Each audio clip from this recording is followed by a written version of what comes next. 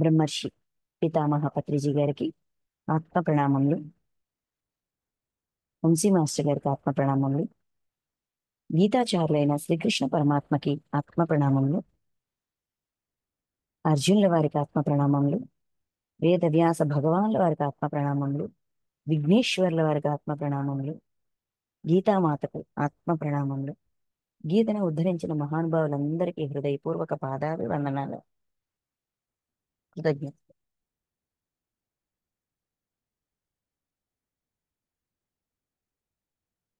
ఈరోజు మనం శ్రీమద్ భగవద్గీతలోని 14వ అధ్యాయం గుణత్రయ విభాగ యోగం గుణత్రయ విభాగ యోగం గురించి తెలుసుకున్నాం. ఇప్పటి వరకు మనం 13 అధ్యాయాలు పూర్తి చేసుకున్నాము. భక్తి యోగం, క్షేత్రజ్ఞ విభాగ యోగం, గుణత్రయ విభాగ యోగం. గుణత్రయ విభాగ యోగంలోన 20 శ్లోకాల వరకు కూడా అర్జునుడు అడిగిన ఒక ప్రశ్నకి సమాధానం. అర్జునుడు అనన్య భక్తుడికి మాత్రమే విశ్వరూప దర్శనం గాని, శంకు చక్ర గద పద్మములతో ఉన్న చతుర్భుజ రూపము గాని దర్శించుట సాధ్యము. వేదాధ్యయనం వల్ల గాని, యజ్ఞ యాగాదుల వల్ల గాని, శాస్త్ర విజ్ఞానం వల్ల గాని, తపస్సుల వల్ల గాని, దానం వల్ల గాని, దేని వల్ల కూడా సాధ్యము కాని ఈ దర్శనం అనన్య భక్తుడికి మాత్రమే సాధ్యము అని చెప్పి అనన్య భక్తుడి గురించి ఒక శ్లోకంలోన, విశ్వరూప దర్శన యోగం యొక్క 55వ శ్లోకం ఆఖరి శ్లోకంలోన తెలియజేస్తారు. ఇది చెప్పాక అర్జునుడు భగం అయితే నాకొక డౌట్ వచ్చింది. సగుణ రూపాన్ని ఆరాధించి అనన్య భక్తులుగా మారేవాళ్ళు ఉంటారు. నిరాకార రూపాన్ని ఆరాధిస్తూ ఆ విధంగా అనన్య భక్తులుగా అయిన వాళ్ళు ఉంటారు. ఈ ఇద్దరిలోన ఎవరంటే మీకు మిక్కిలి ఇష్టము, ఎవరు మిక్కిలి శ్రేష్టము అని అర్జునుడు అడుగుతారు. అడిగినప్పుడు భక్తి యోగంలోన భక్తి యోగము, క్షేత్రజ్ఞ విభాగ యోగము, గుణత్రయ విభాగ యోగంలోని 20 శ్లోకాలు దీనికి సమాధానంగా ఇస్తారు. అంటే ఈ ఆరాధన ఆకారాన్ని పట్టుకొని అనంతమైన విశ్వాసాన్ని భగవంతుడి పట్ల పెంచుకోవడము ఒక మార్గం. నిరాకారం అంటే చైతన్యాన్ని పట్టుకొని చైతన్యాన్నే ఆరాధిస్తూ అనన్య భక్తుడు అంటే అనంతమైన విశ్వాసాన్ని భగవంతుడి మీద పెంపొందించుకోవడం. అంటే మనలోన, మన అంతరంగంలోన, మన అంతఃకరణంలోన దృఢమైన విశ్వాసాన్ని భగవంతుడి పట్ల పెంచుకోవడం అనేది 2 రకాలుగానే సాధ్యమే. అయితే ఏంటిది, శరీరంతో ఉన్నాం కాబట్టి, గుణాలతో ఉన్నాం కాబట్టి సగుణ రూపం ద్వారా అనన్య భక్తి వైపు అంటే మనలోన దృఢమైన విశ్వాసాన్ని, భగవంతుడి పట్ల దృఢమైన విశ్వాసాన్ని నెలకొల్పుకోవడం, స్థాపన చేసుకోవడం, పెంపొందించుకోవడం కొంచెం సులభం. ఇది నా అభిప్రాయం మాత్రమే అని చెప్పి అనన్య భక్తిని, అనంతమైన విశ్వాసాన్ని ఒక మనిషిగా ఉన్న మనము ఆ భగవంతుడి పట్ల ఎలా పెంపొందించుకోవచ్చు అని ఒక 6 శ్లోకాల్లో చెప్పి అక్కడి నుంచి భక్తుడంటే మన పాయింట్ ఆఫ్ వ్యూ నుంచి భక్తి అంటే మనకు ఒక డెఫినేషన్ ఉంది, మనకు ఒక అర్థం ఉంది. భగవంతుడు తన పాయింట్ ఆఫ్ వ్యూ నుంచి అంటే పరమాత్మ సైడ్ నుంచి భక్తి అంటే ఏంటి, అనన్య భక్తుడు ఎవరు, అగు భక్తుడు నాకు ప్రియుడు అని చెప్పి ఆ లక్షణాలన్నీ మనకు అందించారు. ఆ తర్వాత క్షేత్రజ్ఞుడు, జ్ఞానము జ్ఞేయము, క్షేత్రజ్ఞుల సంబంధము. ఈ విధంగా మనల్ని మనం ఎలా పెంపొందించుకోవచ్చు అంటే ఆత్మపరంగా, ఆత్మ జ్ఞానం పరంగా, ఆత్మలోన జ్ఞానాన్ని నిక్షిప్తం చెయ్యడానికి మనకి ఏమేమి అందించబడ్డాయి, వాటి పట్ల మన భావన ఎలా ఉండాలి, మన ప్రవృత్తి, వాటిని అర్థం చేసుకోవడంలోన మన ఆలోచన విధానం ఏ విధంగా ఉంది, దాన్ని ఎలా అర్థం చేసుకోవాలి, ఎందుకు అందించబడ్డాయి, ఇవన్నీ కూడా వివరంగా ఇచ్చి గుణాతీతులుగా ఉన్నారు కాబట్టి పరమాత్మ కి ఏ గుణదోషాలు అంటవు అని చెప్తారు. చెప్పాక ఇప్పుడు గుణదోషాలు అంటవు, గుణాతీతుడు, ఆమ్, ఏంటిది, గుణ ప్రభావము, ఇవన్నీ చెప్పారు కదా. సో కంటిన్యూషన్ గా గుణాల గురించి చెప్తారు. అసలు గుణాలు ఎక్కడి నుంచి వచ్చాయి, ఎలా వచ్చాయి, దాన్ని మనం ఎలా వినియోగించుకోవాలి, మనం ఎలా వినియోగించుకుంటున్నాము అనే వివరణ 20 శ్లోకాల్లో అందిస్తారు ఈ అధ్యాయంలో. ఈ 20 శ్లోకాలు అయినాక మళ్ళీ అర్జునుడు ప్రశ్నిస్తాడు. అంటే ఈ మూడు జ్ఞానపరంగా, అంటే జ్ఞానం అంటే ఏంటో కూడా మనకి క్షేత్ర విభాగంలో చెప్పారు. ఇది జ్ఞానం, ఇది జ్ఞానం అన్నట్టుగా చెప్పారు కదా. సో ఇప్పుడు మనం గుణత్రయ విభాగ యోగం తెలుసుకుందాం. ఫస్ట్ ఇది ఆ అధ్యాయానికి కంటిన్యూషన్ కాబట్టి క్షేత్ర విభాగ యోగం కంటిన్యూషన్ గా ఇది వస్తుంది. వ్యాస భగవానుల వారు ఉన్న జ్ఞానానికి తగ్గట్టుగా శ్లోకాలను విభజించి ఆ శ్లోకాల్లో ఉన్న జ్ఞానానికి తగ్గట్టుగా ఆ అధ్యాయానికి పేరుని పెట్టారన్నమాట. మొదటి శ్లోకం, మొదటి 2 శ్లోకాల్లో కూడా ఏమంటారంటే గుణాల గురించి తెలియజేస్తారు. చూద్దాం. భగవాను వాచ, శ్రీ భగవానుడు పలికెను, జ్ఞానములలో అత్యుత్తమమైన పరమ జ్ఞానమును నీకు మరలా తెలుపబోవుచున్నాను. ఆ పరమ జ్ఞానమును తెలుసుకొనిన మునులు సంసార బంధముల నుండి విముక్తులై పరమసిద్ధిని పొందిరి. ఈ జ్ఞానాల్లో కన్నిటికంటే కూడా పరమ జ్ఞానము పరమైనది. ఇక్కడ పరమ జ్ఞానం అంటే ఆ పరాన్ని గురించి, అంటే ఇది ఇహం, ఇది ఇహం, అది పరం, దీనికి అతీతంగా ఉండేది. ఆ పరమాత్మ తత్వాన్ని ఇంకొంచెం లోతుగా, ఇంకొంచెం లోతుగా అవగాహన చేసుకోవడానికి పనికొచ్చే, ఉపయోగించబడే జ్ఞానము, ఇన్ఫర్మేషన్ ని నీకు మరలా తెలుపబోచున్నాను, మళ్ళీ చెప్తున్నా. అంటే వీటి గురించి ఒక కొన్ని కొన్ని పాయింట్స్ లోన అంతకుముందు తెలియజేశారు. సత్వత రజస్ తమో గుణాల వల్ల, తమో గుణాలు ప్రకృతి జనితాలు అని చెప్పి మనకు అంతకుముందు శ్లోకాల్లో చెప్పారు, అంతకుముందు అధ్యాయాల్లో చెప్పబడారు. ఇదంతా చెప్పారు. దాన్ని ఇంకా డీటెయిల్డ్ గా మళ్ళీ గుణాల గురించి ఇంకా లోతుగా, ఇంకా డీటెయిల్డ్ గా మళ్ళీ తెలియజేస్తారు అని చెప్తున్నారు ఇక్కడ. ఓకే, చెప్తూ ఎందుకు చెప్తున్నారు, ఇప్పుడు ఈ పరమ జ్ఞానాన్ని మరలా తెలుపబోచున్నాను, ఇంకా చెప్పబోతున్నాను, డీటెయిల్డ్ గా మళ్ళీ చెప్పబోతున్నాను. అయితే మళ్ళీ ఎందుకు చెప్తున్నారు, ఆల్రెడీ చెప్పేశారు కదా, మళ్ళీ ఎందుకు చెప్తున్నారు అని మనకు క్వశ్చన్ రావచ్చు కదా. దానికి ఏం చెప్తున్నారు చూడండి. ఆ పరమ జ్ఞానమును తెలుసుకునిన మునులు, మునులు అంటే మననశీలులు, నిరంతరం ఒకే విషయాన్ని మననం మననం మననం మననం మననం చేసేవాళ్ళు మునులు అంటారు. మునులు అంటే ధ్యానంలో కూర్చొని ఉంటారు, ఆ సాధనలో ఉంటారు. అంటే ఒకే పనిని రిపీట్ గా మళ్ళీ మళ్ళీ మననం మననం చేస్తూ దాన్ని తమ లోపలికి ఇంకించుకునే ప్రయత్నం చేసేవాళ్ళు. తమ లోపలికి, తమ అంతరంగం లోపలికి, తమ ఆత్మ లోపలికి ఇంకించుకునే ప్రయత్నం చేసేవాళ్ళని మునులు అంటారు. అందుకే మననం చేయండి, మననం చేయండి, విన్న విషయాన్ని అర్థం చేసుకొని, అవగాహన చేసుకొని, దాన్ని మననం జ్ఞానంగా మార్చుకుని, జ్ఞానంగా మార్చుకుని విన్న విషయాన్ని మననం ద్వారా ఆత్మలోకి ఇంకించండి అని చెప్తారు కదా. ఈ పరమ జ్ఞానాన్ని తెలుసుకొనిన మునులు ఈ పరానికి సంబంధించిన ఆ పరమాత్మ తత్వానికి సంబంధించిన ఆ లోతైన విషయాలను తెలుసుకునిన మునులు తెలుసుకున్నాక సంసార బంధముల నుండి విముక్తులై పరమసిద్ధిని పొందిరి. అంటే ఈ సంసార బంధాల నుంచి విముక్తులయ్యారు, సంసారం నుంచి కాదు. ఇక్కడ ప్రతి దాని వెనక చిన్న కీ పాయింట్ ఉంటుంది. సంసార బంధాల నుంచి, సంసారంలోనే ఉంటూ, సంసారంలో ఉంటూ ఈ బంధాలని నుంచి విడుదల పొందగలిగారు. ఇప్పుడు మనం ఉన్నాం, భార్య భర్త కుటుంబం అనే బంధాలు ఉన్నాయి మనకి. ఆ బంధాల పట్ల బాధ్యతలు వగైరా వగైరా, అనుబంధాలు, మమకారము, రాగము, ద్వేషము, ఈ భావనలన్నిటితో మనల్ని మనం బంధించుకుంటూ ఉంటాం. ఆ బంధనాల నుంచి విడుదల పొందగలగాలి. అంటే ఇక్కడ బంధనం నుంచి విడుదలే గాని వ్యక్తుల నుంచి కాదు. ఇక్కడ బంధనం నుంచి విడుదల అంటే మనం ఏమనుకుంటాం, అన్ని వదిలేయాలి కావాలా, మనుషుల్ని వదిలేయాలి, భార్య బిడ్డలను వదిలేయాలి, ఇల్లు వాకిలు వదిలేయాలి, అన్ని వదిలేయాలి కావాలా అనుకుంటాం.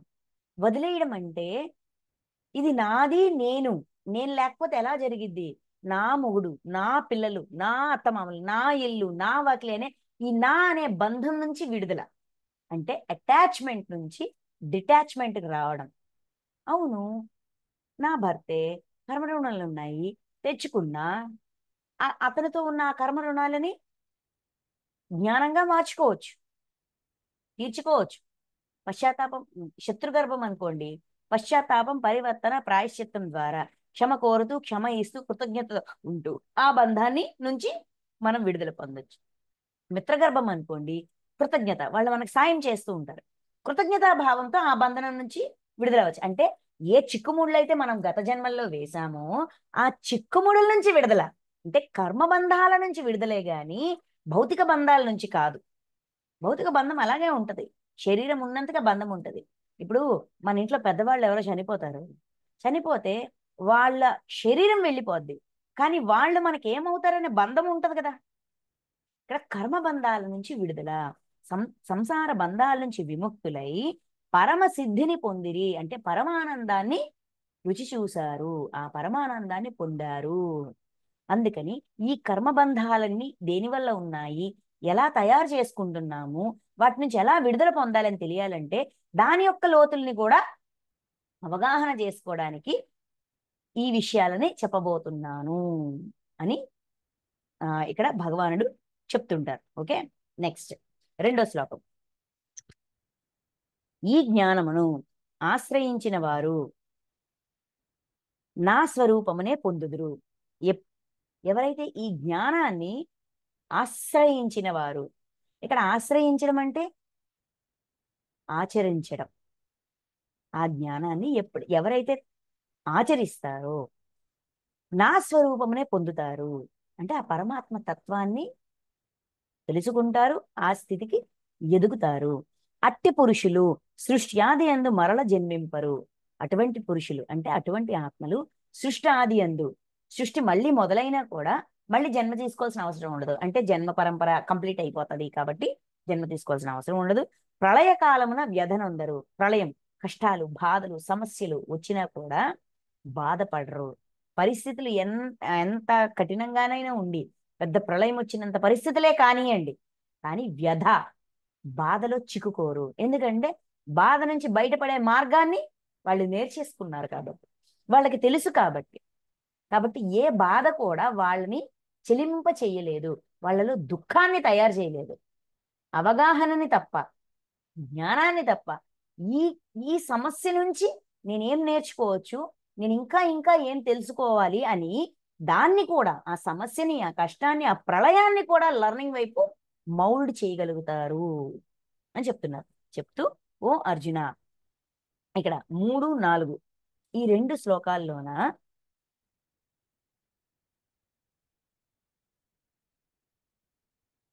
మొదలు పెడతారు.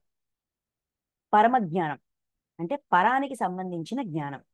ఈ 2 శ్లోకాలు కలిపి చూద్దాం. ఓ అర్జున, నా మహద్బ్రహ్మ రూపమైన మూల ప్రకృతి సర్వ ప్రాణులకును జన్మస్థానము. మహద్బ్రహ్మ రూపమైన అంటే ఈ బ్రహ్మాండాన్ని, ఈ బ్రహ్మాండానికి సంబంధించిన ఆకారం, రూపం, మహద్బ్రహ్మ రూపం, బ్రహ్మాండ రూపం.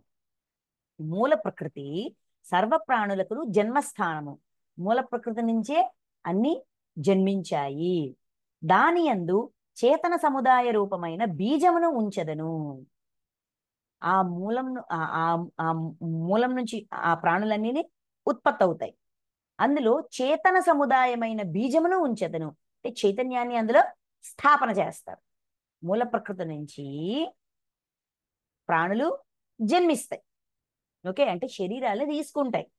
శరీరం తీసుకున్నాక చైతన్యం అందులో స్థాపన అవుతుంది. ఓకే, ఆ జడచేతన సంయోగము వలననే సర్వభూతముల ఉత్పత్తి జరుగును.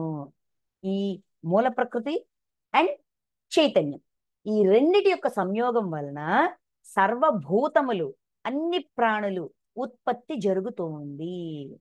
అంటే ప్రతి ప్రాణి, సృష్టిలో ఉన్న ప్రాణుల యొక్క పుట్టుక వెనుకున్న ప్రాసెస్ ఏంటి, ఏ విధంగా జరుగుతుంది. ఇంకొకటి, ఇంకా లోతైన పాయింట్ ఒకటి ఏంటంటే, ఇక్కడ మూలంలోన జ్ఞాన బీజాలని వేసుకోవడానికి కూడా ఈ పని జరుగుతూ ఉంటది. ఇప్పుడు మనం ఉన్నాము, రకరకాల జన్మలు తీసుకుంటున్నాము, ఓల్డ్ జన్మలు తీసుకుంటున్నాం. ఎందుకు తీసుకుంటున్నాము? మన మూలంలో, అంటే మన ఆత్మలో జ్ఞానాన్ని పెంపొందించుకోవడానికి, మనం జ్ఞానవంతులం అవ్వడానికి. ఓకే. సో పరమాత్మ ఏం చెప్తున్నారంటే, ఈ ఈ మూల ప్రకృతి నుంచే ప్రాణులన్నీ కూడా జన్మిస్తున్నాయి. అంటే వాటికి కావాల్సింది క్షేత్రము. ఏం చెప్పారు? మూల ప్రకృతి, పంచమహాభూతాలు, ఇవన్నీ కూడా క్షేత్రమే. ఈ ప్రాణులన్నికి కావలసిన, శరీరానికి కావలసినవన్నీ కూడా మూల ప్రకృతి నుంచి వస్తాయి. చైతన్యాన్ని అందులో పెడతాం. అంటే శరీరం తయారైనప్పటికీ చైతన్యం ఇంకా రాదు. ఓకే. చైతన్యం వచ్చాక శరీరం వస్తుందా, శరీరం వచ్చాక చైతన్యం వస్తుందా అంటే ఇక్కడ క్లారిటీ ఇచ్చారు. మూల ప్రకృతి నుంచి ప్రాణులకు జన్మస్థానము, జన్మ తీసుకుంటాయి. మూల ప్రకృతి నుంచే ప్రాణులు జన్మ తీసుకుంటాయి. అందులోన చేతన సముదాయమైన బీజమును, అందులోన చైతన్యం వచ్చి చేరుతుంది. అంటే ఆత్మస్వరూపం అనేది ఏమంటాము, జీవాత్మ వచ్చి చేరుతుంది. అప్పుడు ఇది ఒక ప్రాణిగా, రెండిటి యొక్క కలయికైన ప్రాణిగా మారుతుంది. జీవుడిగా మారుతాము. శరీరంలోకి జీవాత్మ వచ్చి చేరాక మనం జీవుడిగా మారుతాము. ఈ విధంగా సర్వభూతాల ఉత్పత్తి కూడా ఈ విధంగానే జరుగుతూ ఉంటుంది అని చెప్పారు. చెప్తూ, ఓ అర్జున, నానా యోనుల యందు జన్మించు ప్రాణులను తన గర్భమున ధరించు మూల ప్రకృతియే ఆ ప్రాణులకు తల్లి. నానా యోనుల యందు అంటే ఏ శరీరం నుంచి అంటే మనది ఎటువంటి జన్మ అయినా కూడా, అంటే అది జంతు జన్మ, వృక్ష జన్మ, మానవ జన్మ, ఏ జన్మ అనేది ఇంపార్టెంట్ కాదు. ఏ జన్మ అయినా సరే మూల ప్రకృతే తల్లి. అంటే అన్ని ప్రాణులకి తల్లి మూల ప్రకృతి.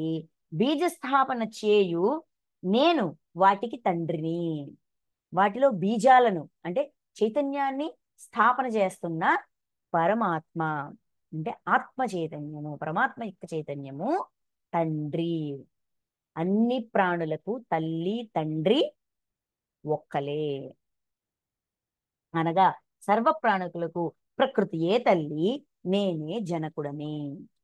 ఎన్ని కోణాల నుంచి చూసినా, ఎన్ని రకాలుగా చెప్పినా, ఏ విధంగా చెప్పినా కూడా అన్ని ప్రాణులను సమంగా చూడడానికి, నేర్చుకోవడానికి అంత లోతుగా తవ్వి తీసి మనకి విషయాన్ని తెలియజేస్తున్నారు. లాజిక్, మన మైండ్ లాజిక్ కావాలి, మన మైండ్కి కారణం కావాలి. ఎలా ఒప్పుకోమంటావు? కుక్క నేను ఒకటే అంటే ఎలా ఒప్పుకోమంటావు?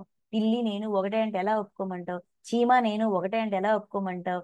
లేదంటే డబ్బున్నోడు నేను ఒకటే అంటే ఎలా ఒప్పుకోమంటావు? డబ్బు లేనోడు నేను ఒకటే అంటే ఎలా ఒప్పుకుంటావు? ఆ జాతోడు ఈ జాత నేను ఒకటే అంటే ఎలా ఒప్పుకోమంటావు? ఇది ఎలా సాధ్యం అని మన తెలివితేటలు, మన తెలివితేటలు మనల్ని ప్రశ్నిస్తాయి. దానికి గుణత్రయ విభాగ యోగంలోన 3-4 శ్లోకాల్లో సమాధానం ఉంది.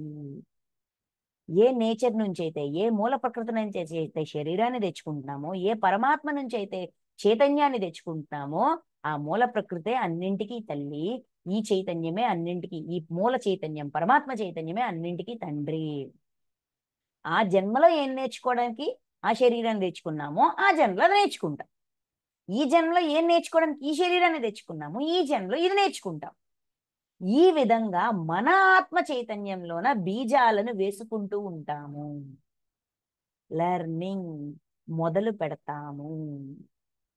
ప్రతీది ఆత్మలో నిక్షిప్తం చేస్తూ చేస్తూ చేస్తూ చేస్తూ ఉంటాము. ఇది జరుగుతూ ఉంటుంది. కాబట్టి ఆ లాజికల్ మైండ్కి ఇచ్చిన లాజికల్ సమాధానం 3-4. ఇప్పుడు 5-9 ఈ 5 శ్లోకాలను, ఈ 5 శ్లోకాల్లోన పరిచయం చేస్తారు, గుణాలను పరిచయం చేస్తారు. మనకి సాత్విక గుణము, రాజస గుణము, తామస గుణం అని తెలుసు, పేర్లు తెలుసు, 3 అని తెలుసు. అయితే వాటి యొక్క తత్వం, అసలు ఎందుకు ప్రకృతి గుణాలను ఇచ్చింది, ఈ గుణాలు ఏ విధంగా మనకి సహాయపడుతున్నాయి. మనం ఎంతసేపు గుణం వల్ల నేను ఇబ్బంది పడ్డాను, నా గుణం నన్ను ఆ విధంగా చెయ్యించింది, గుణం లేకపోతే బాగున్ను, గుణాల్ని పీకి పారేస్తే బాగున్ను అనుకుంటాం కదా. అందుకు గుణాల యొక్క తత్వం తెలియజేస్తున్నారు. అంటే వాటి యొక్క స్వభావం, గుణం యొక్క స్వభావం. ఆ స్వభావం ఆధారంగా మన అంతరంగంలోన ఏ గుణం ఎంత శాతం ఉంది, ఏ గుణాన్ని దేనికి వినియోగిస్తున్నాం, హింసక అహింసక, ఏ గుణం ఎంత శాతం ఉంది అని మనం తెలుసుకోవడానికి, అంటే సెల్ఫ్ చెకింగ్. ముందే చెప్పాను, ఇక్కడి నుంచి మొత్తం సెల్ఫ్ చెకింగ్. జ్ఞానయోగం అంటే ఏదో రాకెట్ సైన్సో ఏదో ఏమంటాము ఆ బ్రహ్మాండానికి సంబంధించిన ఏదో ఆ నక్షత్రాలు ఈ మండలాలు వారి గురించి చెప్తారేమనుకున్నా. నీ మన ఆత్మలో ఏముంది, ఏం లేదు తెలుసుకోవడం, చెక్ చేసుకోవడం, ఉన్నది పెంచుకోవడం, లేనిది యాడ్ చేయడం. దానికి list list list list list ఇంకా లిస్ట్లే list. Checking checking checking checking, ఆత్మ పరిశీలన, సెల్ఫ్ చెకింగ్, మనల్ని మనం చెక్ చేసుకోవడం, ఎంతవరకు ఉన్నాము, ఏ విషయంలోన ఎలా ఉన్నాము. ఇదే ఇంకంతా అలానే ఉంటుంది. ఓకే, అయితే ఇక్కడ మొదలు పెడతారు. ఓ అర్జున, ప్రకృతి నుండి ఉత్పన్నములైన సత్వ రజస్తమో గుణములు నాశము లేని జీవాత్మను శరీరమున బంధించును. నాశనము లేని జీవాత్మను శరీరమున బంధించును. ప్రకృతి నుంచి ఉత్పన్నములైన సత్వరజస్తమో గుణములు నాశము లేని జీవాత్మను శరీరమున బంధించును. అంటే జీవాత్మకి నాశనం లేదు. అది ఎప్పుడు ఎక్కడ ఎలా కావాలంటే అది ఉండొచ్చు, దానికి ఆ స్వేచ్ఛ ఉంది. అయితే జీవాత్మ ఆ ఆత్మ జీవాత్మల్ని ఎందుకు రిలీజ్ చేసింది? తన తను ఏ విధంగానైతే దివ్యత్వాన్ని, దివ్య జ్ఞానాన్ని పొందాలనుకుంటుందో ఆ దివ్య జ్ఞానాన్ని పొందడానికి జీవాత్మల్ని రిలీజ్ చేసి ఆ జీవాత్మల ద్వారా తాను లెర్నింగ్ తీసుకుంటుంది, తను ఎదిగే ప్రయత్నం చేస్తుంది. ఆ ప్రయత్నానికి ఇప్పుడు కొన్ని చాలా మంది అంటారు ఏంటిది, భూమి ఒక పాఠశాల, ఇక్కడ లెర్నింగ్ చాలా స్ట్రిక్ట్ గా ఉంటుంది. చాలా మంది ధైర్యం చేయలేరు రావడానికి, వచ్చిన తర్వాత కదా ఉండడానికి ధైర్యం చేయలేరు, ఎప్పుడు వెళ్ళిపోదామా అని చూస్తుంటారు. అయితే ఏదో ఒక కారణం, ఇప్పుడు మనల్ని కట్టి పడేయడానికి, మనల్ని ఏదో ఒక విధంగా అక్కడ ఉంచడానికి ఒక కారణం అవసరం. కొన్ని జీవాత్మ సంగతి పక్కన పెడదాం. మనం ఉన్నాం, మనము పిల్లలుగా ఉన్నప్పుడు తల్లిదండ్రుల దగ్గర ఉండడానికి మనకు ఒక కారణం ఉంది. ఏంటి? అమ్మ నాన్న అయితే ఏం కావాలంటే అది ఇస్తారు, మనల్ని చూసుకుంటారు, మనల్ని సంరక్షిస్తారు. అమ్మ ఉంటే చాలు, అమ్మ నాన్న ఉంటే చాలు, ఇంకేం అక్కర్లేదు అని ఒక కారణం, ఒక సెక్యూరిటీ కదా. అదే విధంగా పెద్దవాళ్ళు అయ్యాక, కొంచెం పెద్ద అయ్యాక చదవడానికి వాళ్ళు ఒక కారణాన్ని చూపిస్తారు. నాన్న చదివితే స్కూల్కి వెళ్తే నువ్వు అన్నీ నేర్చుకోవచ్చు. ఓహో, అదొక కారణం. ఆ కారణం వల్ల మనం స్కూల్కి వెళ్తాం. ఏది నేర్చుకోవాలన్నా, ఎక్కడ ఉండాలన్నా, ఏం తెలుసుకోవాలన్నా మనకు ఒక కారణం కావాలి. అంటే అదేంటంటే ఒక తురుపు ముక్కలాగా అనమాట, ఒక సపోర్ట్ సిస్టమ్. ఈత రానివాడు నదిలో కొట్టుకుపోతున్నాడు, చిన్న కర్ర పుల్ల దొరికినా కూడా దాన్ని తురుపు ముక్కగా వాడుకొని బయటపడడానికి ప్రయత్నం చేస్తాడు. ఊతం, ఇంకా చెప్పాలంటే ఊతం, ఆ ఊతం కావాలి. జీవాత్మ శరీరం నుంచి అర్ధాంతరంగా వెళ్ళిపోకుండా తనని తాను ఆ శరీరానికి బంధించుకోవడానికి తనకి ఒక ఊతం కావాలి, ఒక సపోర్ట్ సిస్టమ్ కావాలి, ఒక కారణం కావాలి. లేకపోతే అది ఉండదు, ఉండడానికి ఇష్టపడదు. అందుకని ప్రకృతి అంటే పరమాత్మ గుణాలని అందించారు.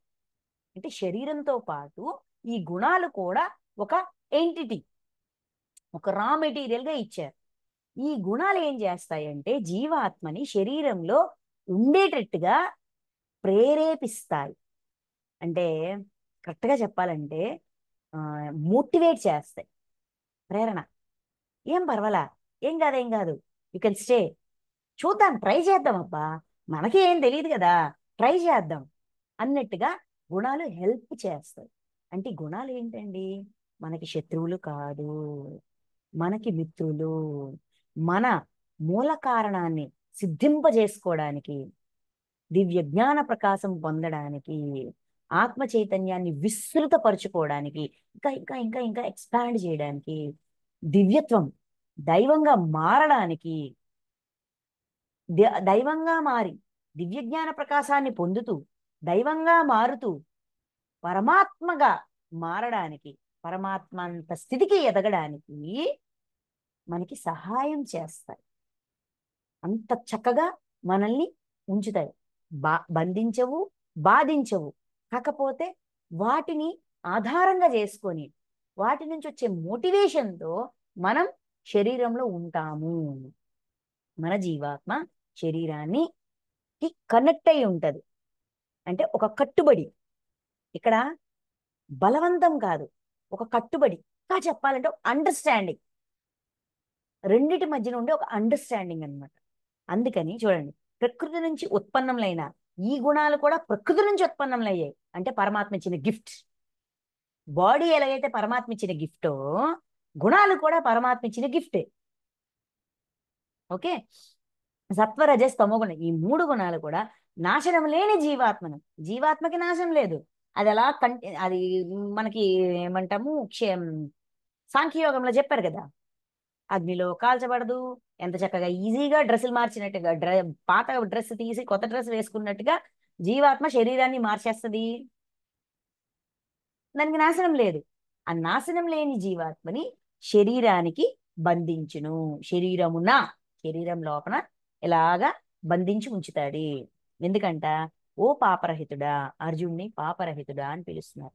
అంటే పాపం నుంచి పాపం చెయ్యకూడదు, పాపం నుంచి పాపాన్ని ప్రక్షాళన చేసుకోవాలి అని నిర్ణయించుకున్నవాడు. ఈ మూడింటిలో సత్వగుణము నిర్మలమైనది. సత్వ రజస్ తమో గుణాలు, ఈ మూడు గుణాల్లోన సత్వగుణము నిర్మలమైనది. అంటే ప్రశాంతంగా ఉంటది, మనల్ని ప్రశాంతంగా ఉంచుతుంది.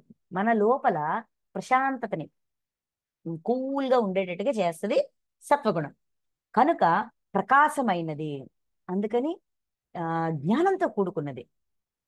ఇప్పుడు ప్రశాంతత ఎక్కడి నుంచి వస్తుందండి? ఎలా వస్తుంది? జ్ఞానం ఉన్నప్పుడు. జ్ఞానం అంటే ఏంటి? అవగాహన, అండర్స్టాండింగ్. ఏది సరి అయినది, ఏది సరికానిది, ఏది బాధనిస్తుంది, ఏది బాధనివ్వదు, ఈ అవగాహన.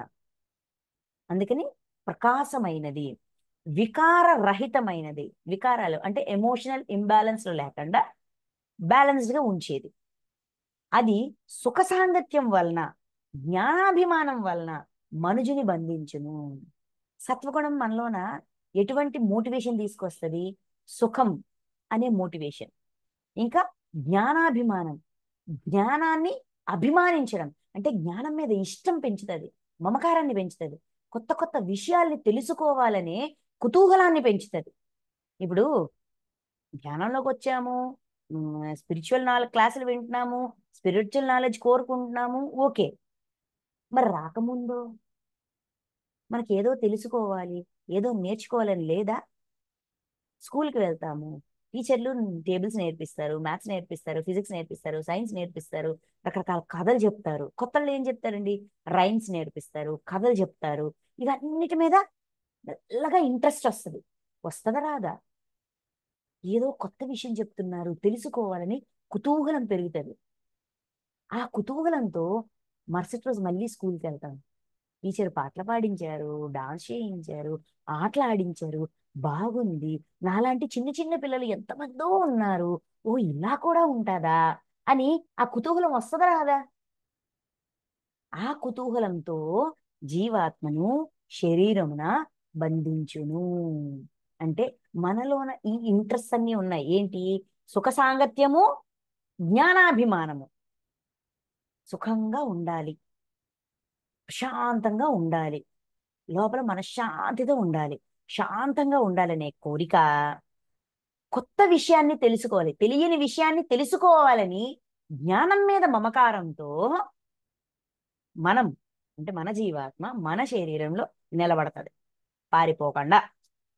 నెక్స్ట్, ఇది సత్వగుణం యొక్క తత్వం, సత్వగుణం యొక్క స్వభావం, సొంత భావం. అంటే దాని క్యారెక్టర్, కరెక్ట్గా చెప్పాలంటే దాని క్యారెక్టర్, సత్వగుణం యొక్క క్యారెక్టర్ ఐడెంటిటీ ఏంటయ్యా అంటే సుఖ సాంగత్యము, జ్ఞానాభిమానం.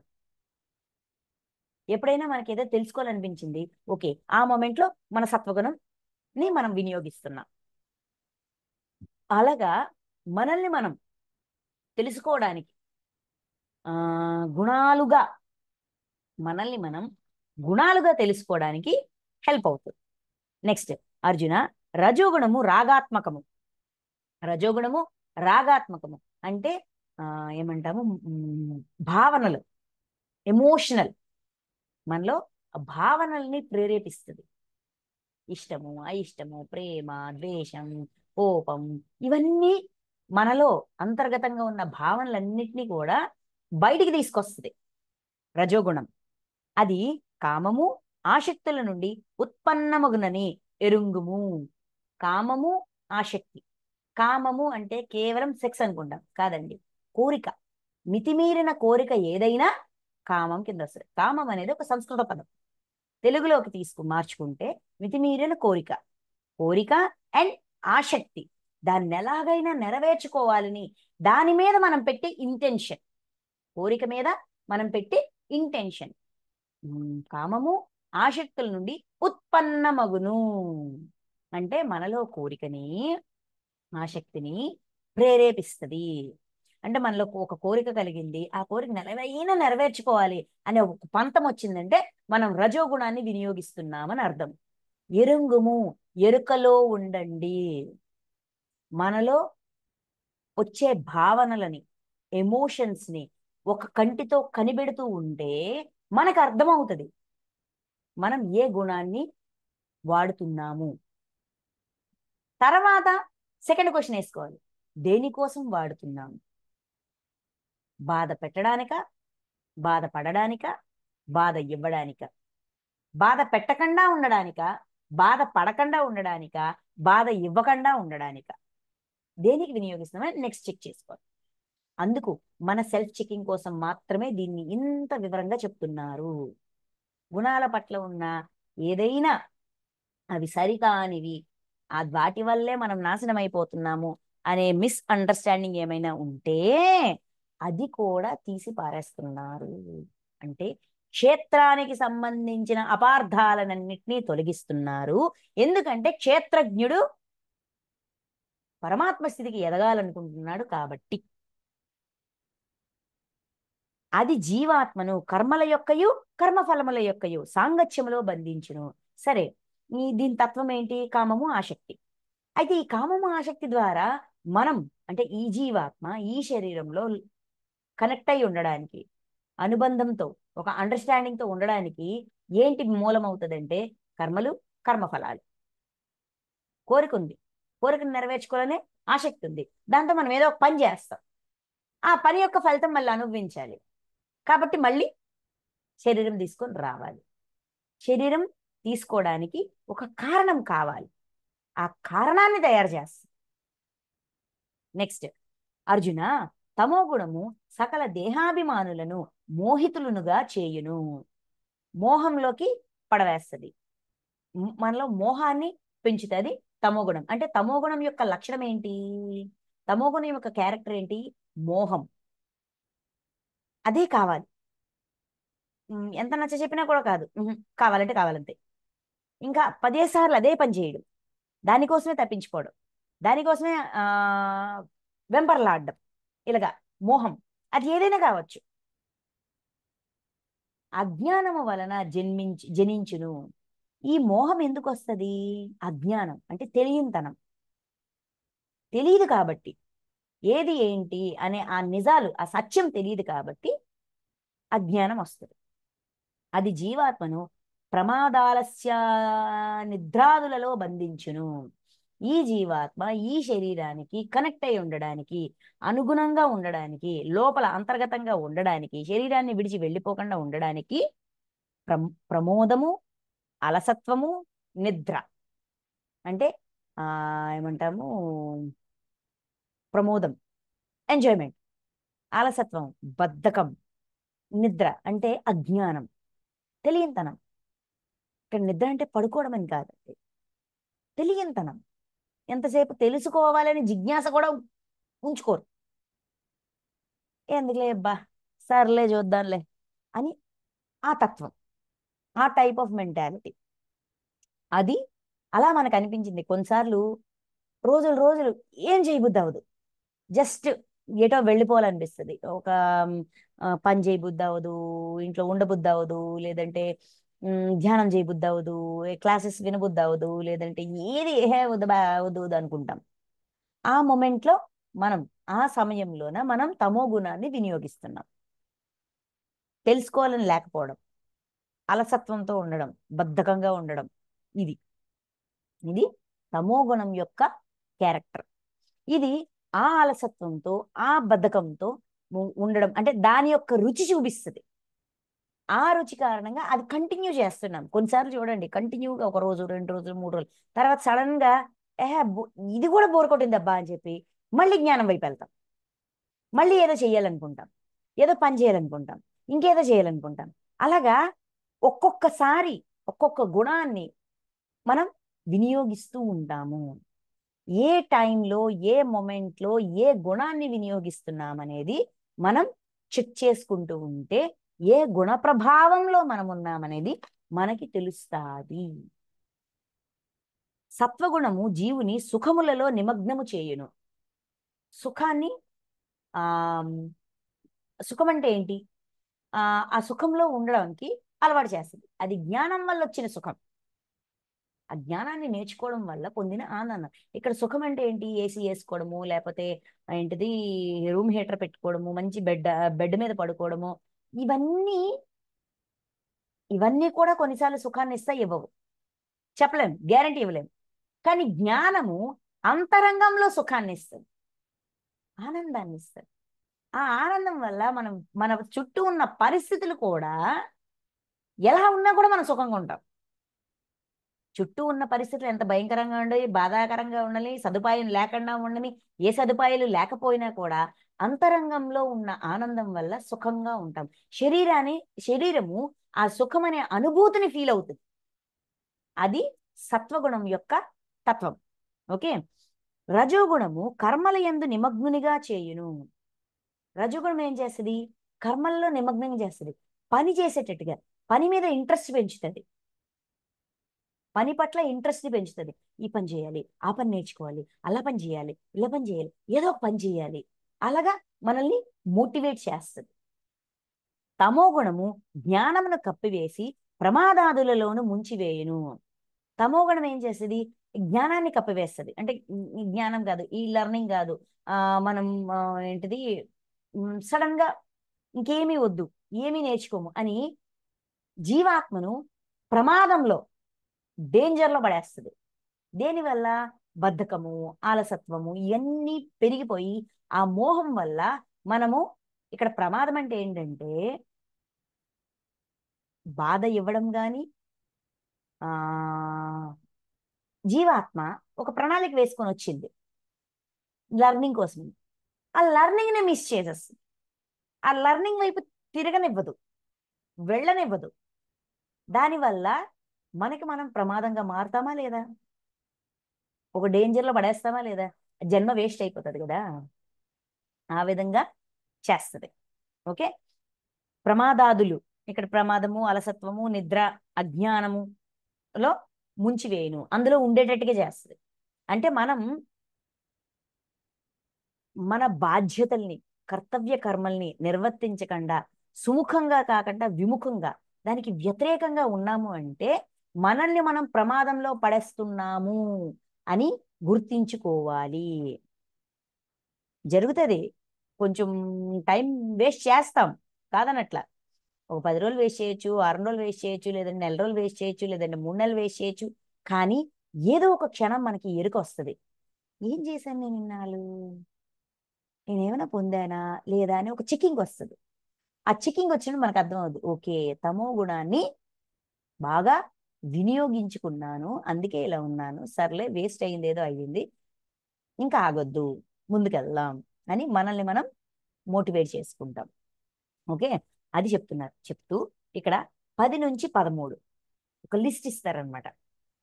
ఏంటి అంటే ఇప్పుడు చెప్పిన దాన్ని బట్టి ఈ 3 గుణాల్లోన తమో గుణం వల్ల డేంజరు వద్దు, రజోగుణం వల్ల డేంజరు కర్మలు కర్మబంధాలు వద్దు, ఓన్లీ సాత్వికంలో ఉందాం, లేదంటే ఓన్లీ రజోగుణం, లేదంటే ఓన్లీ తమో గుణం, ఇలా ఉంటే బెటర్ ఏమో అని మనకు అనిపించవచ్చు కదా.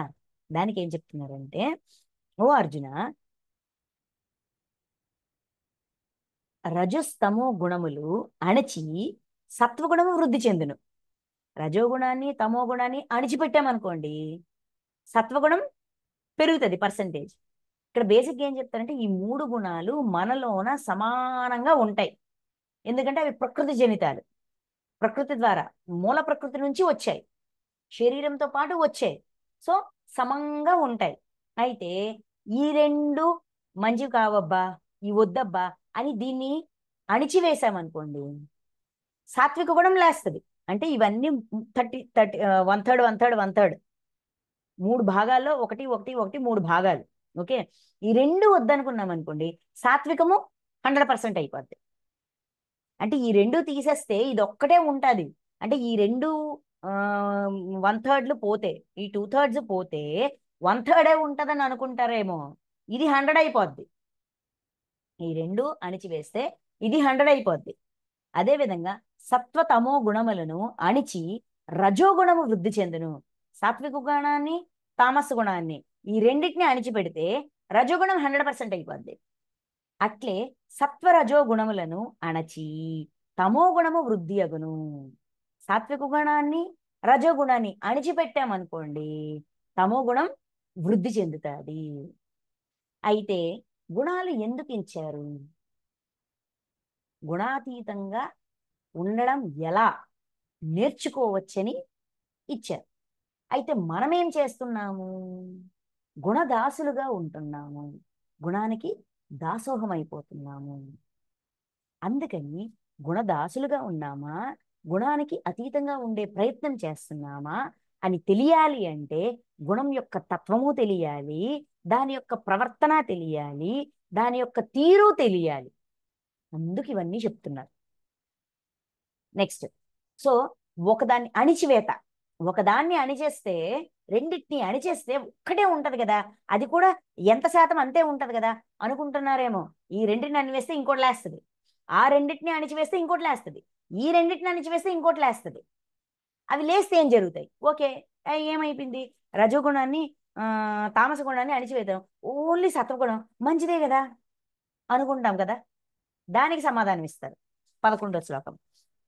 శరీరేంద్రియముల యందును అంతఃకరణమునందును చైతన్యము వివేక శక్తి ఉత్పన్నములైనప్పుడు అతనిలో సత్వగుణము వృద్ధి చెందినది తలంపమలను.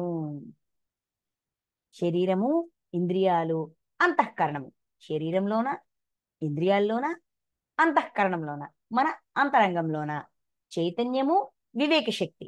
చైతన్యం అంటే మన చైతన్యం, ఏమంటాము, ఆత్మ చైతన్యం. ఇంకా వివేక శక్తి అంటే విచక్షణ జ్ఞానం, ఏది సరి అయినది, ఏది సరికానిది, ఇది అవునా, ఏం చేయను, ఆ పని చేయనా, ఈ పని చేయనా, ఇలాగ లాజికల్ థింకింగ్, ఇలాగా ఈ ఆలోచన అనమాట.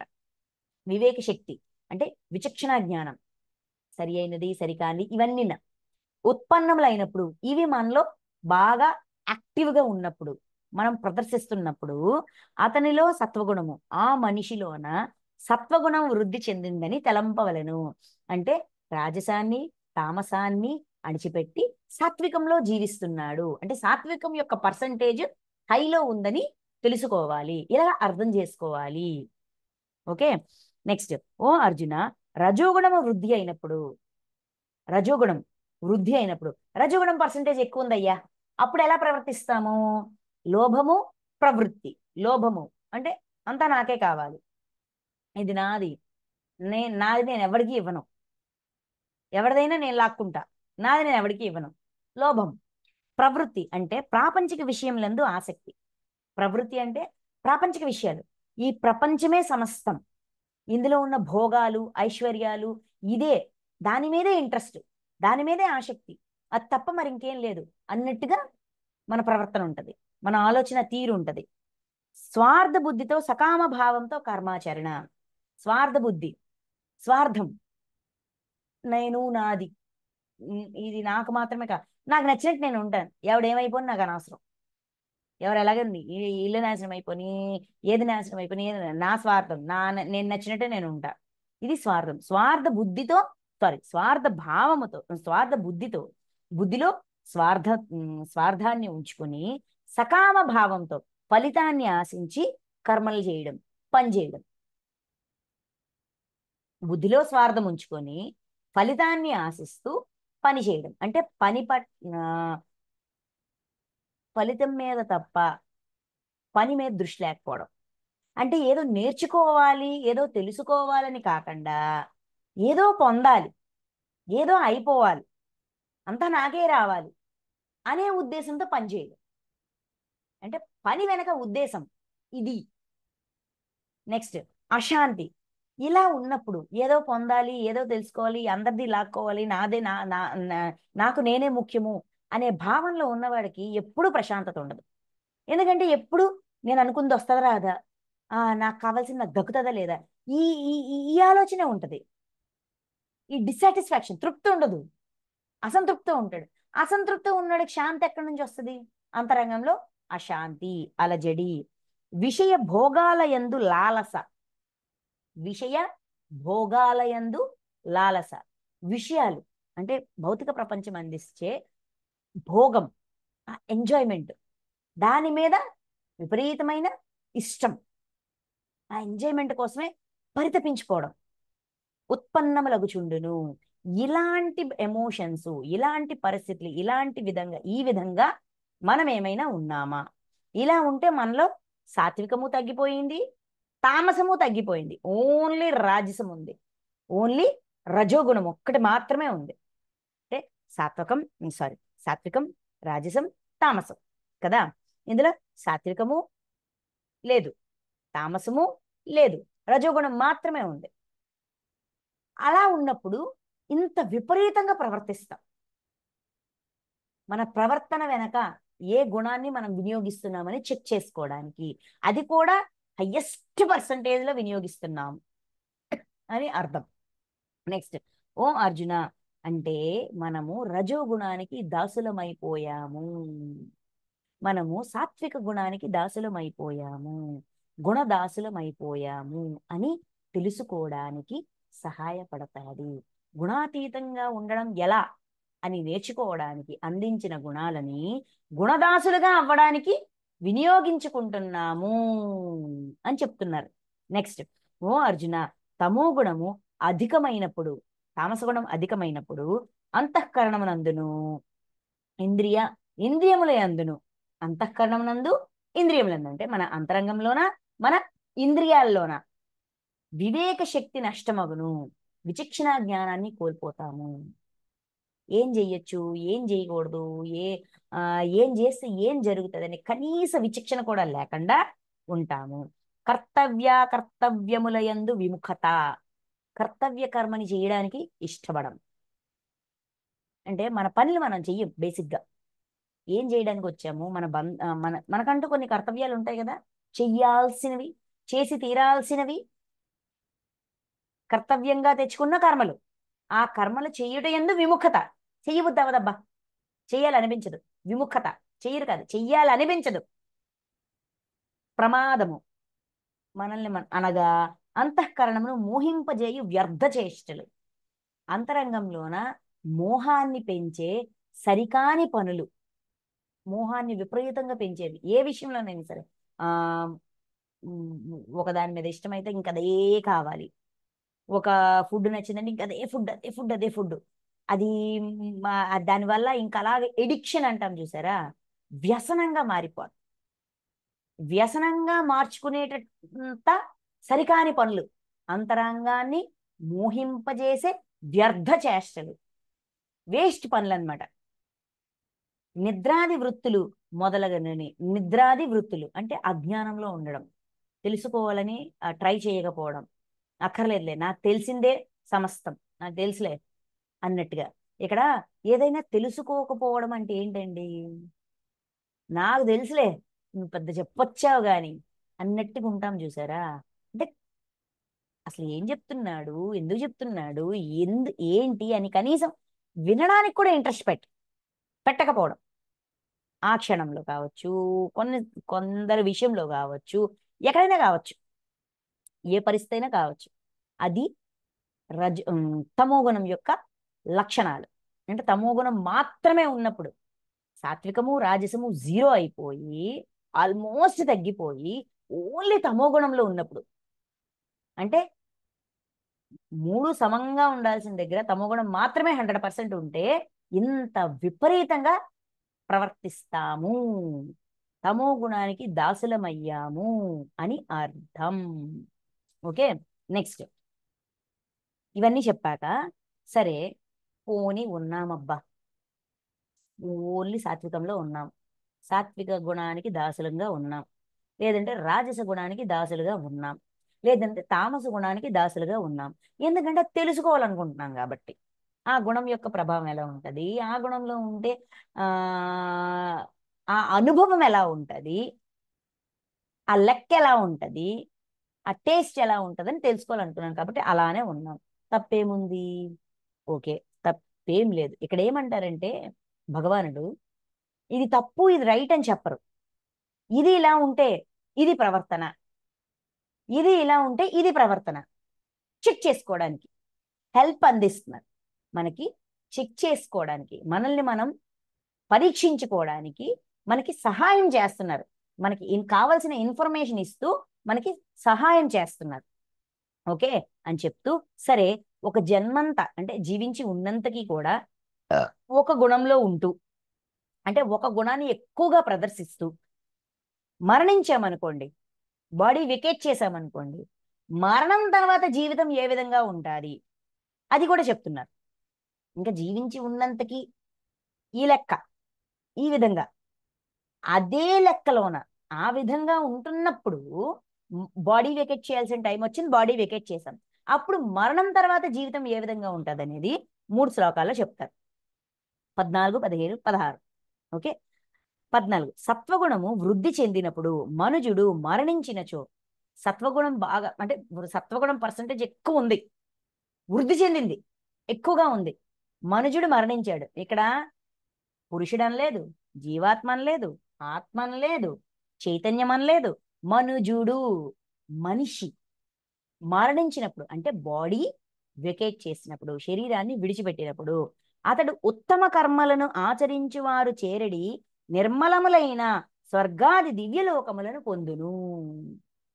ఉత్తమ కర్మలు, మంచి పనులు, ఉత్తమోత్తమవి అంటే ది బెస్ట్ పనులు చేసి ఆ తర్వాత శరీరాన్ని విడిచిపెడితే వాళ్ళు ఎటువంటి దివ్యలోకాలు, స్వర్గాది దివ్యలోకాలు, అంటే స్వర్గము అటువంటి దివ్యలోకాలని చేరుతారు.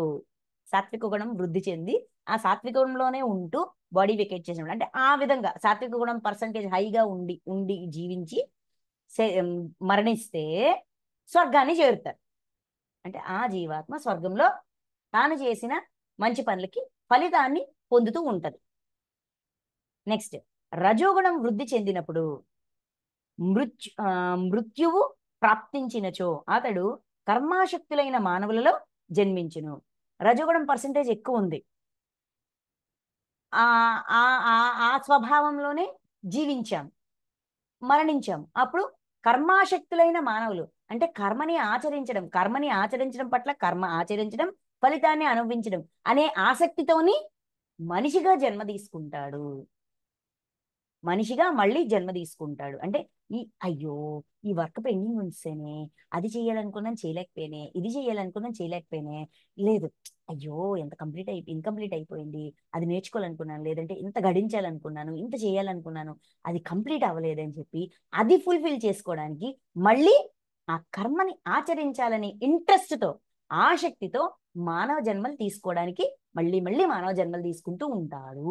నెక్స్ట్ జన్మ కూడా మానవ జన్మ, అది కూడా ఆ కర్మను ఆచరించడానికి, ఆ కర్మ పట్ల ఆసక్తితో, ఆ కర్మల పట్ల ఏ కోరికలు అయితే మిగిలిపోయి ఉన్నాయి, పెండింగ్ లో ఉండిపోయా కోరికలు కంప్లీట్ చేసుకోవడానికి మళ్ళీ జన్మలు తీసుకుంటూ వస్తుంటారు. అట్లే తమో గుణం వృద్ధి చెందినప్పుడు, తామస గుణం వృద్ధి చెందినప్పుడు, అది హై పర్సంటేజ్ లో ఉంది. మృతి చెందిన మానవుడు పశుపక్ష పశుపక్షి కీటకాది నీచ యోనిల్లో జన్మించుచుండును. తామస గుణం అంటే సాత్వికము, రాజసము ఆల్మోస్ట్ జీరో అయిపోయి తమో గుణం మాత్రమే హై పర్సంటేజ్ లో ఉండి, అలాగా ఈ అజ్ఞానంతో, ఈ ప్రమోదంతో, ఏంటిది, జీవించి, అంటే మానవ జన్మ దేనికి వచ్చింది? ఏదో తెలుసుకోవాలి, నేర్చుకోవాలి, కర్మబంధాల పట్ల బాధ్యతతో ఉండాలి, అందుకు తెచ్చుకుంటాం. కానీ ఇవన్నీ వదిలేసి, నాకు ఇవేవి వద్దని ఎవరిని పట్టించుకోకుండా, అసలు తన పట్ల కూడా తనకి ప్రేమ లేకుండా, తన శరీరం పట్ల గాని, ఇతరుల పట్ల గాని, ఏ జీవి పట్ల గాని ఏ బాధ్యతను నిర్వర్తించకుండా, ప్రాణం యొక్క విలువ, జన్మ యొక్క విలువ, ప్రాణి యొక్క విలువ కూడా నేర్చుకోకుండా వీటన్నిటిని మిస్యూజ్ చేసి చెయ్యడం వల్ల జంతు జన్మల్లోకి ప్రమోట్ చేస్తారు, డిమోషన్ చేస్తారు. ఎందుకంటే నీకు ప్రాణం విలువ తెలియలా, శరీరం విలువ తెలియలా, ఏమీ తెలియలా, చెయ్యకూడని పనులన్నీ చేసావు కాబట్టి జంతు జన్మలు ఇచ్చి అప్పుడు ఆ శరీరం విలువ, జన్మ విలువ, ప్రాణం విలువ ఇవన్నీ నేర్చుకుంటారని. పనిష్మెంట్, ఇక్కడ సృష్టిలో పనిష్మెంట్ అనేది ఎప్పుడు కూడా మనం పనిష్మెంట్ గా భావించే దాని వెనక మిస్ అయిన లెర్నింగ్ ని మళ్ళీ నేర్చుకుంటామనే తప్ప పాపివను శిక్షించడానికో హింసించడానికో జరిగేవి కావు. చాలా కథల్లో మనకు చెప్తారు. ఒక లోబి, మనకి సార్ చెప్పారు, ఒక ఒక వ్యక్తి ఉన్నాడు. ఆ వ్యక్తి తన జన్మంతా కూడా కష్టపడి కష్టపడి తిని తినక చెయ్యక చాలా డబ్బు సంపాదిస్తాడు, చాలా డబ్బు సంపాదిస్తాడు. అయితే ఆ డబ్బు సంపాదించాక దాన్ని పిల్లలకి ఇస్తే వాళ్ళు నేనెంత శ్రమపడి డబ్బు సంపాదించానో ఆ డబ్బు విలువ వాళ్ళకి తెలియక దాన్ని మిస్యూజ్ చేస్తారేమో అని చెట్టు కింద, చెట్టు వాళ్ళ ఇంటి ముందున్న చెట్టు కింద తవ్వేసి దాన్ని కప్పేసి ఉంచేస్తారు, కప్పేసి ఉంచేస్తారు. పిల్లలకి వాళ్ళకి బాధ్యత వచ్చినాయి, వాళ్ళకి బాధ్యత వచ్చాక చెప్తాను, వాళ్ళకి బాధ్యత రాని చెప్తాను అని అనుకుంటూ ఉంటారు. కానీ అతను మరణిస్తాడు. మరణించిన తర్వాత ఆ డబ్బు మీద వ్యామోహంతో ఆ డబ్బు దగ్గర తనని ఉంచడానికి ఏ జన్మ అయితే కంఫర్టబుల్ గా ఉంటుందో ఆ జన్మ తెచ్చుకుంటాడు. ఒక పాము జన్మ తెచ్చుకుంటాడు, ఒక కుక్క జన్మ తెచ్చుకుంటాడు, ఇలా కాపు కాస్తా ఉంటాడు. మనలో ఉండే ఈ మోహము, వ్యామోహము మనల్ని, అంటే ఆల్మోస్ట్ మనమే డెసిషన్ తీసుకుంటాం.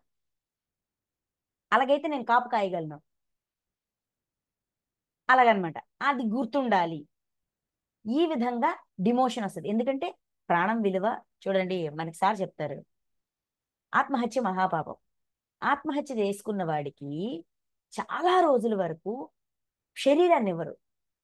పరమాత్మ శరీరాన్ని గిఫ్ట్ గా ఇస్తే నీ ఆత్మ యొక్క ప్రణాళిక, ఆత్మ ఏం నేర్చుకోవడానికైతే జన్మ తీసుకుందో ఆ ప్రణాళికని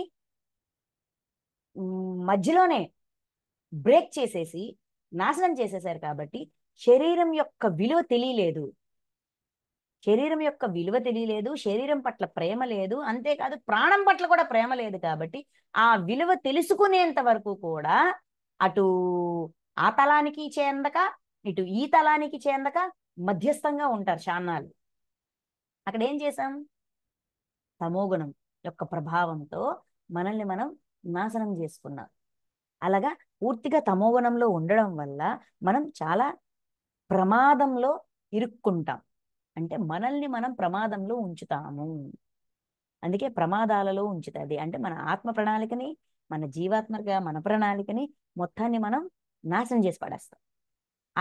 మళ్ళీ దాని పట్ల అవేర్నెస్ క్రియేట్ చేయడానికి, ఆ ఎరుకని పెంపొందించడానికి ఈ మానవ జన్మ ద్వారా మనం ఆత్మగా ఎదగడానికి హెల్ప్ అవుతుంది అనే అవేర్నెస్ వచ్చేంత వరకు కూడా జంతు జన్మలు ఇస్తూ ఉంటారు. మరణం తర్వాత జీవితం ఈ విధంగా ఉంటది, ఈ 3 గుణాలలో ఉండడం వల్ల, అంటే అది మాత్రమే ఉండడం వల్ల అని చెప్తూ 16వ శ్లోకం. శ్రేష్టములైన కర్మలను ఆచరించుట వలన సాత్విక ఫలము అనగా సుఖము, జ్ఞానము, వైరాగ్యము మొదలగు నిర్మల ఫలములు కలుగును. శ్రేష్టములైన కర్మలు అంటే ఉత్తమమైన శ్రేష్టం. దానివల్ల ఎవ్వరికి ఇబ్బంది లేదు, మనకి ఇబ్బంది లేదు. ఇలా చేయడం వల్ల సాత్విక ఫలములు, మంచి ఫలితాలు, సాత్వికమైన ఫలితాలు అంటే సుఖము, జ్ఞానము, వైరాగ్యము మొదలగు నిర్మల ఫలములు కలుగును. ఇవి ఫలితాలు. శ్రేష్టములైన కర్మలు, ఉత్తమోత్తమైన పనులు చేయడం వల్ల. రాజస కర్మలు ఫలము అంటే రాజస గుణంతో పనిచేసామనుకోండి, ఫలము దుఃఖము, బాధ వస్తుంది. తామస కర్మలకు ఫలము అజ్ఞానము. తామస గుణంతో పనులు చేసేటప్పుడు మన పని వెనక మన గుణం తామసమైనప్పుడు మనము అజ్ఞానం, దాని యొక్క ఫలితం అజ్ఞానం, తెలియంతనం. ఆ అమాయకత్వంలో, ఆ తెలియంతనంలో అలా ఉండిపోతాం. రాజస గుణంతో పనులు చేసేటప్పుడు దుఃఖాన్ని పొందుతాం. ఎందుకంటే నేను నాది, నేను నాది. అంటే నాకు దుఃఖం వచ్చింది అంటే నేను రాజస గుణాన్ని ఉపయోగించి పనిచేశాను, రాజస గుణం ఆధారంగా పనిచేశాను, ఏదో పని చేశాను, అందుకే నాకు దుఃఖం వచ్చింది. నేనేమి తెలుసుకోలేకపోతున్నాను, నాకేం తెలియట్లేదు, నాకు ఇది అర్థం కావట్లేదు అంటే తామసంలో ఉన్నాం, అంటే అవేర్నెస్ కోల్పోతున్నాము అని మనల్ని మనం చెక్ చేసుకోవడానికి ఈ లిస్ట్ ఇచ్చారు. ఇచ్చారా? ఇచ్చాక 17 చూడండి. సత్వగుణం వలన జ్ఞానము, రజోగుణం వల్ల లోభము, తమో గుణం వల్ల ప్రమాద మోహాదులు, అజ్ఞానము తప్పక ఉత్పన్నములగును. అంటే 3 గుణాల్ని సమంగా, మూడిటిని సమయానికి తగ్గట్టుగా వినియోగించమని అందించబడినప్పుడు ఒక్క దాన్ని మాత్రమే వినియోగిస్తే ఖచ్చితంగా ఈ ఫలితాలు వస్తాయి. అంటే మనకి ఎప్పుడు ఫలితం మీద దృష్టితో పనిచేస్తాం కదా, అందుకని ఒక్క గుణాన్ని మాత్రమే వినియోగించడం వల్ల ఇవి ఖచ్చితమైన ఫలితాలు. ఏంటి? సాత్విక గుణం వల్ల జ్ఞానం, లెర్నింగ్, తెలుసుకుంటూ ఉంటాం, తెలుసుకుంటూ ఉంటాం, తెలుసుకుంటూ ఉంటాం. ఓన్లీ సాత్వికం వల్ల తెలుసుకోవడం, తెలుసుకోవడం, తెలుసుకోవడం, తెలుసుకోవడం, ఓకే, నేర్చుకోవడం. రజోగుణం వల్ల లోభము, ఓన్లీ రజోగుణాన్ని ఉపయోగిస్తే ఇంకా లోభం, ఇంకా లోభత్వం, ఇంకా స్వార్థం, ఇంకా స్వార్థం, ఇంకా స్వార్థం. ఆ స్వార్థం ఎంత పెరుగుతుందంటే మనం ఎవరికి అసలు మన చుట్టూ ఉన్న వాళ్ళని మనం ఇబ్బంది పెడుతున్నామా, సుఖపెడుతున్నామా కూడా మనకు తెలియనంతగా స్వార్థంలో ఇరుక్కుపోతాం. తమో గుణం వల్ల ప్రమాద మోహాదులు, ప్రమాదము, మోహము, అజ్ఞానము తప్పక ఉత్పన్నములగును. ఓన్లీ తమో గుణంలో ఉంటే ఇవన్నీ వస్తాయి, ఓన్లీ రజోగుణంలో ఉంటే ఇది వస్తుంది, ఓన్లీ సాత్వికంలో ఉంటే ఇది వస్తుంది. ఈ ఫలితాలు ఖచ్చితంగా వస్తాయి అని చెప్తూ 18 సత్వగుణస్థులు స్వర్గాది ఊర్ధ్వలోకములకు పోవుదురు. సత్వగుణంలో ఉన్నవాళ్ళు స్వర్గాది ఊర్ధ్వలోకాలు, స్వర్గము ఇంకా అంతకంటే పై లోకాలకి వెళ్తారు. రజోగుణస్థులు, రాజస పురుషులు మధ్య మానవుల లోకములందే ఉందురు, మళ్ళా మానవ జన్మలు తీసుకుంటూ ఉంటారు. తమోగుణ కార్యరూపములైన నిద్ర ప్రమాదాలస్యాదులయందు స్థితులైన వారు అధోగతిని అనగా కీటక, పశుపక్షాది యోనులను, నరకములను పొందుదురు. తమోగుణం ప్రేరణలో ఉండడం వల్ల ప్రమోదము, అలసత్వము అంటే ఆనందాలు, ఎంజాయ్మెంట్లు, లేదంటే ఎవరినైనా బాధ పెట్టడము, తర్వాత అలసత్వము, బద్ధకం, ఇంకా అజ్ఞానం, ఏది తెలుసుకోవాలని ఇంట్రెస్ట్ లేకపోవడం, తెలుసుకోకపోవడం, నేర్చుకోవడానికి వచ్చి నేర్చుకోకపోవడం, వీటన్నిటి వల్ల కూడా అధోగతి అంటే పైనున్న పరిస్థితి కాదు, కింద పరిస్థితికి వెళ్తాం, కింద లెవెల్స్కి పడిపోతాం. ఆ విధంగా కీటక, పశుపక్షాది యోనుల యందు ఆ చిన్న చిన్న ఆ జన్మలు అంటే చిన్న చిన్న కాదు, జంతు జన్మలు తెచ్చుకొని ఇక్కడ ఏ పెయిన్ అయితే ఇచ్చామో ఆ జన్మలో ఆ పెయిన్ ఫేస్ చేస్తుంటాం. ప్రాణం యొక్క విలువ ఇవన్నీ తెలుసుకుంటాం, జన్మ యొక్క విలువ, ప్రాణం యొక్క విలువ ఇవన్నీ నేర్చుకుంటాం. ఇక్కడ నరకం అంటే ఏంటండి? బాధ. బాధ ద్వారా లెర్నింగ్ తెచ్చుకుంటాం. సుఖం వచ్చింది, సుఖాన్ని లెర్నింగ్ గా మార్చలా, అందుకని బాధ ద్వారా లెర్నింగ్ గా మారుస్తాం. బాధను తీసుకుంటూ లెర్నింగ్ చేస్తాం, లెర్నింగ్ పొందే ప్రయత్నం చేస్తాం. అది చెప్తూ ద్రష్ట అయిన వాడు, సరే ఇవన్నీ రిజల్ట్స్, ఏ గుణంలో ఉంటే ఏ రిజల్ట్ వస్తుంది, అనేది చెప్పారు. మరణం తర్వాత ఎటువంటి రిజల్ట్, జీవించి ఉన్నప్పుడు ఎటువంటిది, దాని యొక్క ఫలితాలు ఏంటి, వాటి యొక్క తత్వం ఏంటి, అదొక్కటి మాత్రమే ఉంటే ఎలా ఉంటది, ఇవన్నీ చెప్పాక ఓకే బానే ఉంది, మరి మనం ఎలాగుండాలా,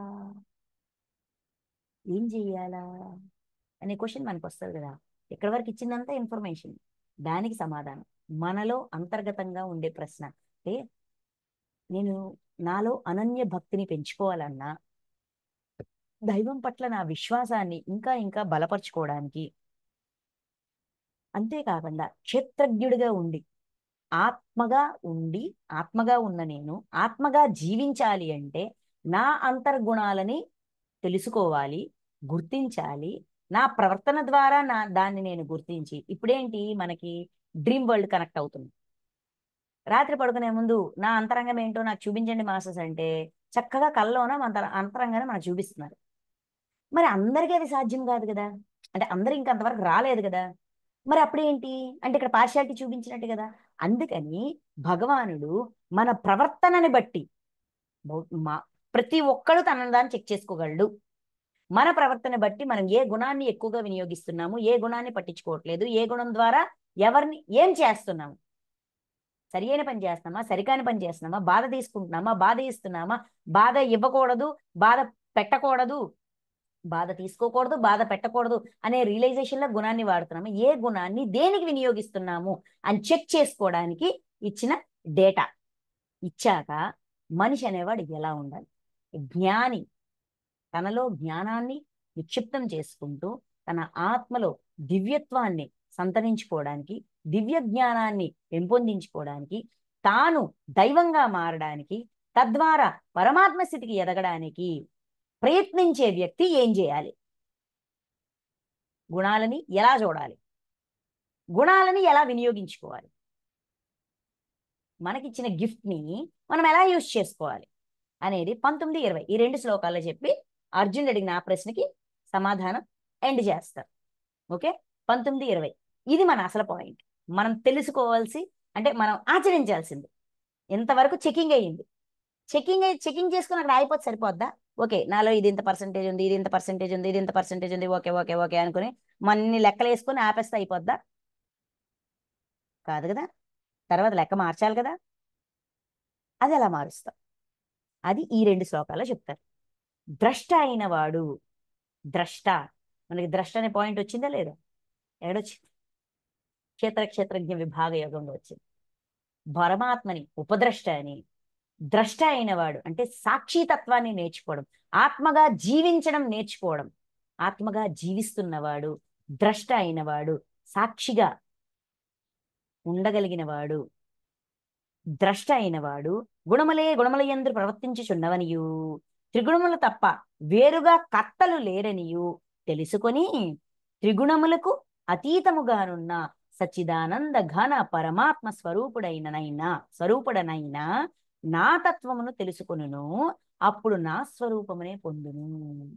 గుణములు యందు ప్రవర్తిల్లుచున్నవని, నా గుణం వల్ల నేను ఈ విధంగా ప్రవర్తిస్తున్నాను, నా ప్రవర్తన వెనక నా గుణం కారణము అని తెలుసుకుని, త్రిగుణములు తప్ప వేరుగా కర్తలు లేరనియు, ఈ గుణాల వల్లే నేను ఇలా ప్రవర్తిస్తున్నాను, నా ప్రవర్తన వెనక కర్త పరమాత్మ కాదు నా గుణం అని గుర్తించి అర్థం చేసుకుని, లేరని అది తప్ప ఇంకెవరు లేరు అంటే పరమాత్మ కాదయ్యా నా చేత చెయ్యించింది, నా గుణం నా చేత చెయ్యించింది, నేను గుణదాసుని అవ్వడం వల్ల నేను ఈ పని చేశాను, గుణములు యందు ప్రవర్తిల్లుచున్నవని, నా పని వెనక నా ప్రవర్తన వెనక నా గుణమే కారణము, నా గుణమే కర్త అని తెలుసుకుని, త్రిగుణములకు అతీతముగానున్న త్రిగుణాతీతుడు అవ్వాలని ప్రయత్నం చేస్తారు.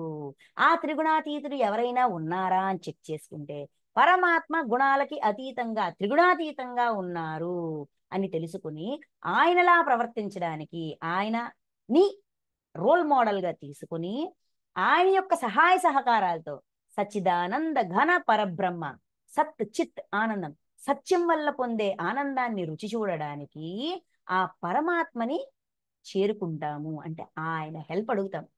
అయ్యా, ఈ గుణాల వల్ల ఈ గుణాల వల్లే నేను ఇలా ప్రవర్తిస్తున్నాను, నాకు అర్థమైంది. దీనికి కర్త నా పని వెనక కర్త నా గుణం, ఇది కూడా నాకు అర్థమైంది. ఇప్పుడు నేను దీన్ని దాటాలి. నా అంతరంగంలో నా ఆత్మలో ఉన్న ఈ గుణాన్ని నేను ఈ విధంగా ఉపయోగించాను అంటే, మీరు ఇచ్చిన గిఫ్ట్ని మిస్యూజ్ చేశా, లేదంటే ఉపయోగించుకున్నా. దుర్గుణంగా మార్చామా, మిస్యూజ్ చేసుకున్నట్టే. సద్గుణంగా మార్చామా, బాగు చేసుకున్నట్టు. ఈ విధంగా నేను దీన్ని దురుపయోగం చేశాను, దుర్గుణంగా మార్చాను. ఇప్పుడు ఈ దుర్గుణం నుంచి నేను బయటపడాలన్నా, ఈ గుణాల ప్రభావం నుంచి నేను బయటికి రావాలన్నా, నా పని వెనక, నేను చేసే ప్రతి పని వెనక కూడా హింస లేకుండా ఉండాలన్నా మీరే నాకు గైడెన్స్ ఇవ్వాలి. ఎందుకంటే మీకు ఆ ప్రాసెస్ తెలుసు. మీరు గుణాతీతంగా ఉన్నారు, గుణాలన్నిటికీ అతీతంగా ఉన్నారు.